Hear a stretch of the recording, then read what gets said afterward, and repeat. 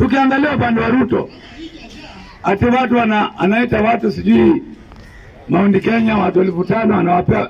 Wana Kenya wacheni niwaambieni. Kwanza leo namtega masikio. Siku yoyote siku yoyote si president, si governor, si nani akikupea 500. Kama ukijua hiyo ni miaka 5 bila maendeleo, bila kudanganyana. Hiyo ni miaka ngapi? 5 bila maendeleo. Wewe kula 500 malize na ngoje miaka 5 bila maendeleo. Kwa hivyo ukipewa pesa wewe kula ushibe.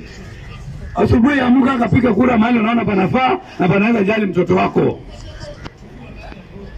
Ya pili, Ruto alituambia yeye ndiye daktari wa kwanza kuchaguliwa hapa Kenya.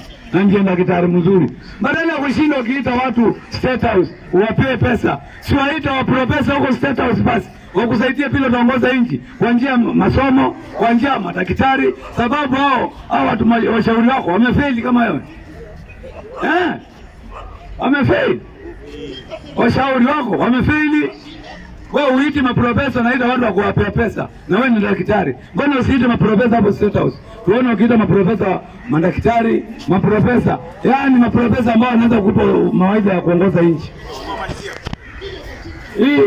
Hii mambo ya Ruto utuambia ati anaita iyaishe.